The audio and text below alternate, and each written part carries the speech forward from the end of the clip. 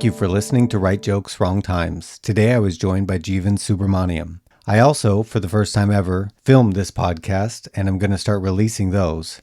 I teamed up with Barbacoa Core Studios. I love everything they do, man. Everything Patrick does, from Duderman Homie Bro to Pat Out of Hell to Barbacoa Core. Anything he does, I love, man. I'm going to start releasing these videos on the Barbacoa Core Studios YouTube page. So you can watch them there. You can also catch them here like you always do. We started the podcast by talking about how the stopwatch keeps running on Apple devices. Oh, you didn't click stop? No, I didn't. My son did that the other night. So we got my son like a iPod Touch. Yeah. And like he's just getting new to all Apple stuff. He just realized it does that like the other day. He accidentally like kept it running for forever. Yeah. And it like blew his mind. He wanted to show like everybody. And how big the number got? Yeah. But he was just like, I feel bad because he's so late to it. Just in general, that like nobody cared that much. Yeah, you know, like all right, we know about this. I was like, yeah, it does that. He's like, oh, okay.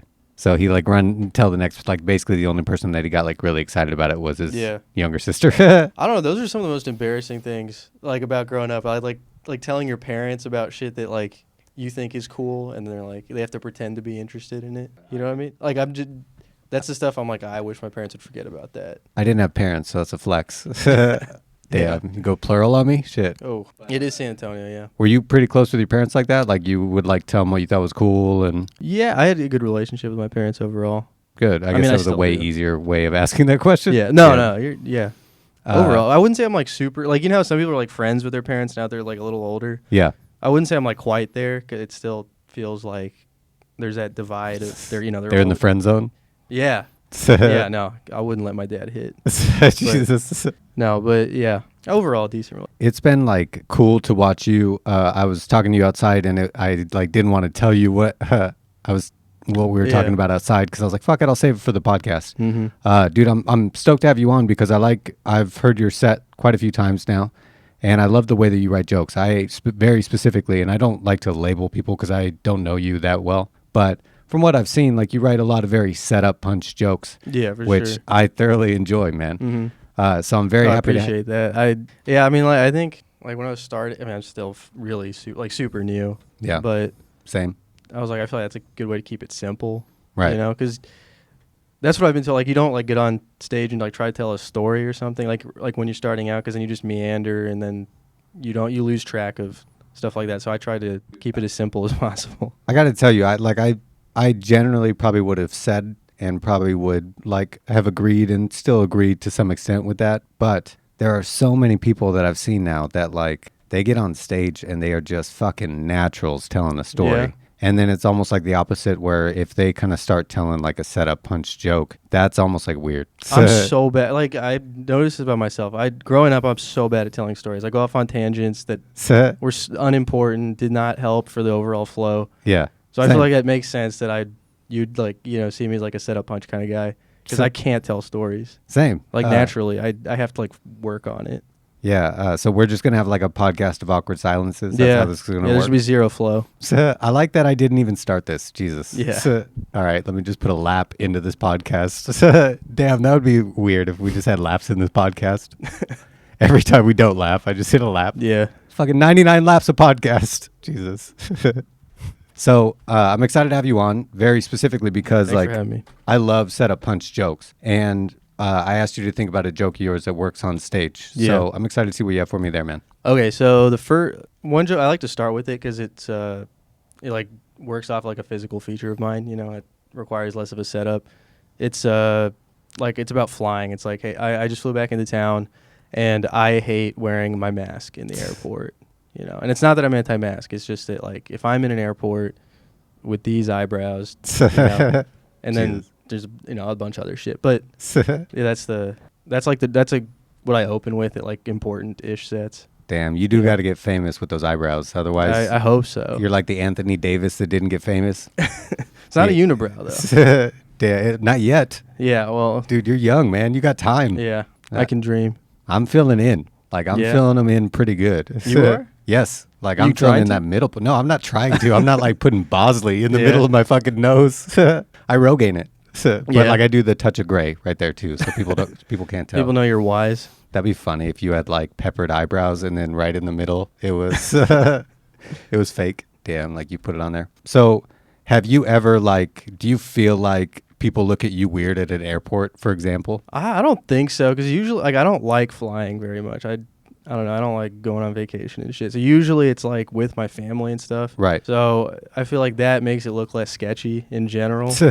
You know? I feel bad that you even have to be like, yeah, it makes it look less sketchy that I'm just flying, like everybody else. Well, I was like born here and everything, so it's not something I really had to think about, but Well, like maybe, I'm also like wearing a Kramer t-shirt. Like, yeah. This is the kind of shit I usually wear, so. I just love it because jokes based on appearance, I feel like a lot of times if you write a joke about yourself based on appearance, yeah, and then like people actually laugh at it, sometimes you're like, damn. Mm-hmm. It says a lot about like what's going on with either my look or with the way people perceive me or whatever. Yeah. Well, no, these are, I think, top 3 thickest eyebrows I've seen. Like, I really think so. In person that I've seen, Yeah. I think it's like at least top 5. I'm pretty sure. So. Damn, so you're just good Like, at I know showing what I'm working with, expressions. yeah. No, I'm pretty expressionless in general. Oh, they're too thick. You can't move them enough? Yeah, it's like it's exhausting to keep my eyes open. You're like the dude that injected that shit into his arm and now they're too big. I guess so. Damn, your eyebrows have PEDs? Yeah, no, for sure. Fuck, your eyebrows lift. No, they do. Every It's day always is eyebrow bulking day. season for these Yeah, guys. shit. Damn, you're just always warm up there. Dude, honestly, I feel like it must be because they're black, so it must be a little warmer. Have you ever lived somewhere where it like freezes whatsoever, like to No, a crazy I've extent? lived in San Antonio my whole life. Shit. So Are I you don't even serious? I don't That's think cool. I've experienced like super cold, like, when people get like the frost. I mean, you're from like Seattle, right? Right. I guess it's cold Ish. there. I lived there till I was 6. Oh, okay. Yeah. Long enough to like all my family was from there, so they all root for like all Seattle shit. Yeah. So that's like what stuck. You know what I mean? Mm-hmm. So I always say like I'm from Seattle. Not a Cowboys fan. Not at all, dude. It's fun. It's fun to. Dude, I have a better quarterback than the I don't than the know, Cowboys man. right I don't now. know if Gino's better than Cooper Rush has played well. Yeah, I mean I didn't know his name, and you Cooper did. Rush? Oh, it's my fault. I'm also getting out too. Yeah. No, I don't know, man. Gino had one. How's he been playing since game 1? I only watched He won the only game he needed to win this season. So they're 1 and 2. Yeah. Okay. Yeah. Yeah. Damn. He did have that sick quote though. What's that? It was like they wrote me off. But Oh, I wrote yeah. that was cool. I'll give him that. I love that. I was like, damn, that's basically gonna be the quote of his career, and like everyone's gonna write him off again. Oh, for sure. I mean, he did start with like a shitty Jets team. I mean, most people most like good Yeah, drafted that's true. quarterbacks start off with shitty teams. It's not like they come in with like a banging team usually. Yeah, I mean, Brady. Oh Jesus, yeah. Shit. Damn, we get sidetracked with football talk. Jesus. My bad. No, you're good. So we're talking about your eyebrows. Yes. I remember this one time when I was a kid. It was the first time I ever thought about eyebrows. I was like standing next to this kid and talented at everything he ever tried in his life. Yeah. And these 2 hot chicks are next to. We're in like 7th, 8th grade. I don't remember. These 2 hot Do you chicks. still are think next they're to us. hot? No, not at all. Jesus. Oh, okay. I don't. You should have hot at the time. I thought they were hot. No, they're still ugly right now that I'm thinking about them. Jesus. I go on the offensive. They're ugly as fuck, man. These ugly 7th grade Yeah, chicks. Jesus. So all of a sudden they're like, yeah, he has like the nicest eyebrows. And it was like the first time ever somebody's eyebrows had ever crossed my mind in my life. Yeah. And I was like looking at his eyebrows and I was like, I guess they do look kind of cool. And then I was like standing there, I was like, oh shit, nobody told me I have nice eyebrows, like ever. And also right now. Like nobody felt awkward enough to tell me that. I've been told I have like good shape. Good shape? Yeah, because there's like an art. So damn, let me actually take these in. It's only chicks, and I feel like it's not even a compliment. They're just like, I wish I had those, Chicks wish they had those? Well, a little thinner, obviously. Holy shit. I gotta be honest. If a chick had those, No, I'd that'd be like, that'd be way too much. I'm like, you don't know what you're asking for. But I'm trying to picture a chick with those. Damn, my wife. Shit. that's the only girl you can picture. Yes. It's the only girl I'm You're allowed. a good man. She listens to this podcast. It's the only girl I'm allowed to picture. No, I'm joking. But seriously. Shit, you're making me laugh too much. All right, man.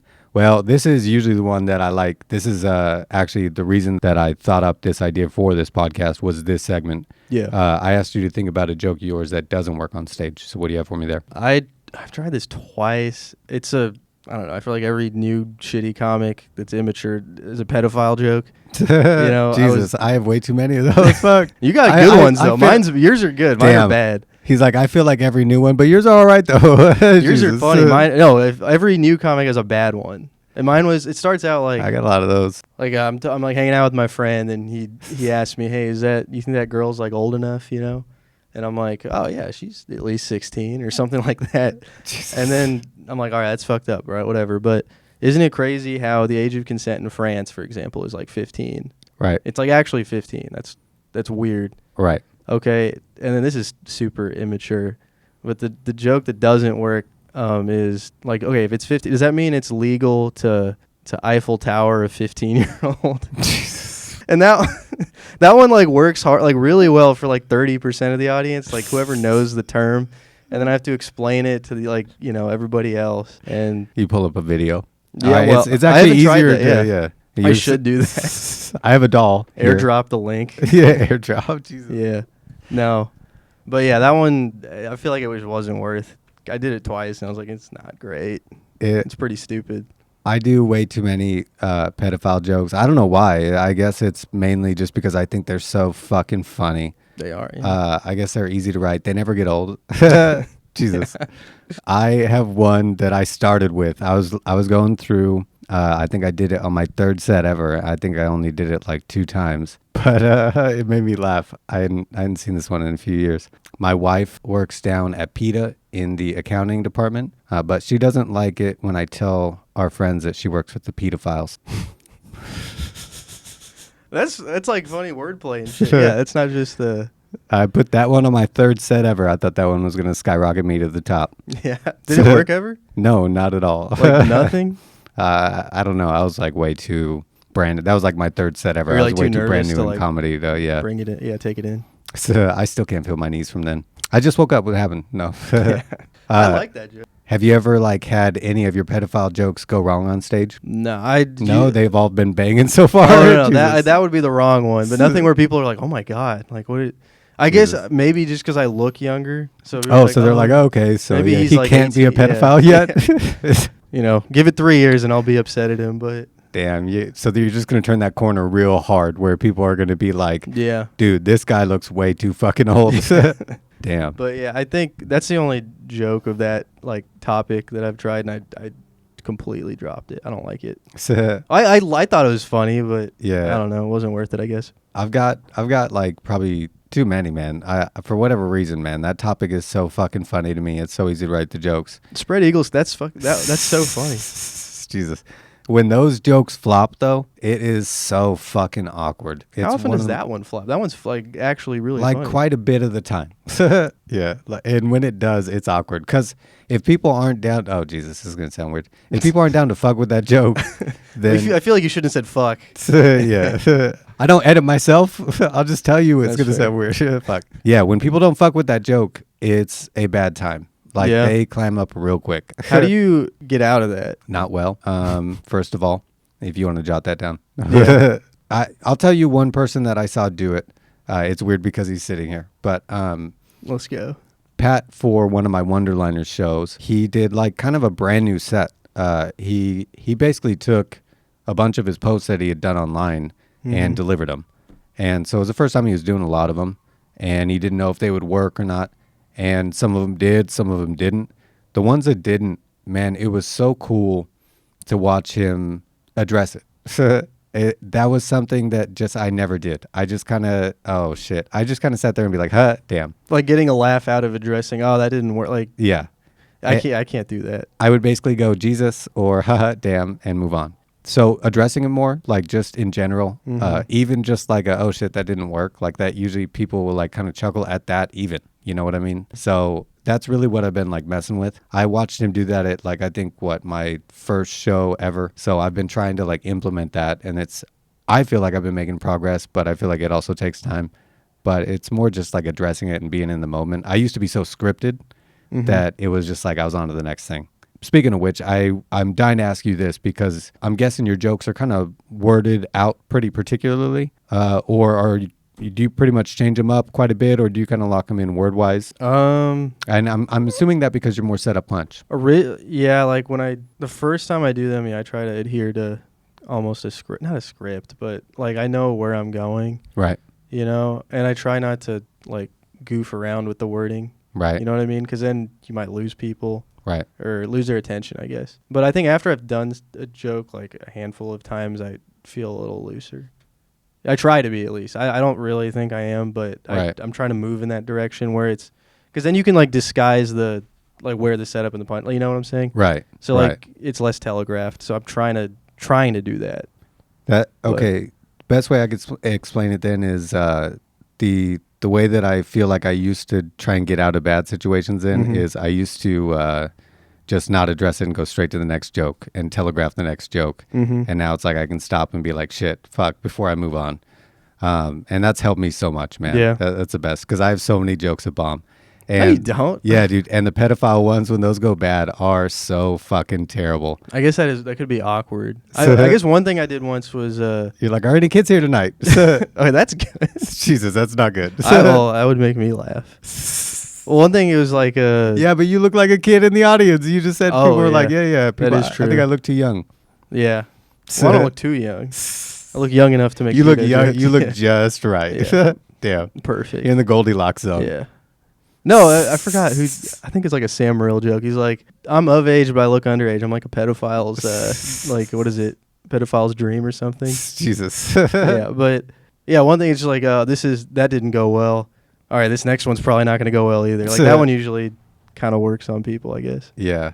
Damn. I guess I use that way too much too. I'm realizing how many times I've said that right now. Yeah, I like that one. I kind of like the ones that like none are coming to mind right now, but there's so many that like all of us say. Oh yeah, for sure. Just kind of like that, like transitions, kind of, and then chuckles, and then on to the next thing. Do you have like a time that a joke didn't work well so vividly in your mind? That's good. If you don't have one already, that's so awesome. Just like totally. Usually, I get like I feel like awkward chuckles, and I'm like I feel like in my head I'm just like, oh, that didn't go as badly as it could have gone. So good. I'm sure something went really badly, and I just convinced myself otherwise. No, I have no idea. I'm like, this is actually an intervention. Yeah, let me see. Yeah. Honestly, I thought the Eiffel Tower thing, I thought that would hit because like, yeah. I was talking to like Daniel like outside at like LOL. You thought it would hit with you and your boys? Well, yeah, I told him, and he thought he was like, that's hilarious. Yeah. In France. Yeah. Oh, that hit. Yeah. No, but I told Daniel that, and he was like, oh, that's hilarious. And I was like, all right. And I tried it, and then all the younger people in the crowd laughed. Jesus. All the older people were like, what the fuck is that? And I was like, I don't want to explain. Is there like 50-year-old women? Like, I don't want to explain to you what Eiffel Towering is. Damn. They're like the communists? Yeah. Is that what he's trying to say? Yeah, I was like, I don't do this, by the way. I don't want you to think this is what the kids are doing these days or anything. All right, man. Well, I also asked you to think about a joke of yours that you're writing about now. So what do you have for me there, man? Okay, I did Taekwondo growing up. Really? Yeah, it's the stupidest shit. Okay. Ever. I listened to studies, and kids that take like Taekwondo, karate, they like test off the charts in school. Really? Like, yeah. It's like crazy. I was like, damn, I need to get my kids into karate, Taekwondo, whatever, so quickly. You think that might just be like a correlation with parents that are like trying to get their kids involved with like activities, you know? But it's like very specifically tied to like those really? For whatever reason. They think it teaches discipline. And yeah, they think it has a lot to do with restraint and discipline. Like very specifically. Where was the study taken? In like the United States? So I don't remember the study specifically. You have to forgive me. I heard it in this audiobook that I was listening to about great parenting. And they talked about that, and then they talked about other sports. So I don't remember the study specifically. Yeah. But I was sitting there like, damn, I got to get my kid into karate, Taekwondo. Dude, the only people that I've ever known that have done Taekwondo, I usually feel are like weird as fuck. Or like no, it's karate. I don't know. Like I would have never guessed you were a Taekwondo person. Yeah, I'm not athletic or anything. Like I got my black belt when I was 9. It's like not impressive. It's like you just stick around. Your parents shovel enough money to the companies. You get your kid a black belt. Damn, I guess that is kind of. It's like daycare almost, like to an extent. I don't know. That is a different perspective because, like, what other sport at 9 years old could you just reach the pinnacle? Like basketball, it's not like any 9-year-old is reaching like the black belt level of basketball. No, literally nothing. Like that does kind of add like a little illegitimacy to your sport. Yeah, I don't. Okay, well, I got off track and just shitting on Taekwondo, but it's so I actually I was like trying to write stuff about it. And I was frustrated because I couldn't find an angle. And I watched, do you know the YouTube channel, Don't Tell Comedy? No. they like film sets from like 10-minute sets like around the country from like good comics. Oh, sweet. And this guy named, I think Ron Taylor, I think his name is. He talked about karate and he nailed the bit. And I was so frustrated. Like, you know, when you see like someone do a topic that you're thinking about and they just get it right.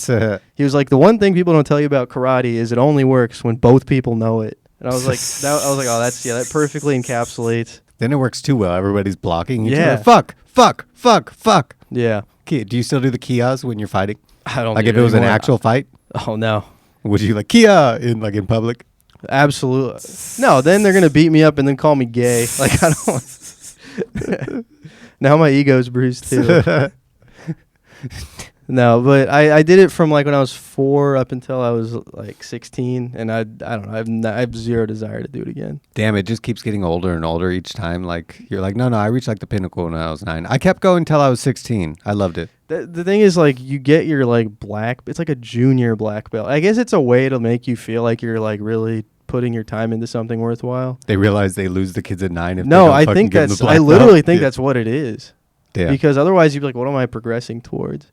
Because then they tell you, oh, you have to get your senior black belt, and then like once you get a little older, and then there's degrees, you know, like first degree or second degree, third degree. It goes up to 9, I think. 9 fucking okay. But like kids, you have to actually get like after I guess third degree, second or third. That's when like it's people taking it seriously.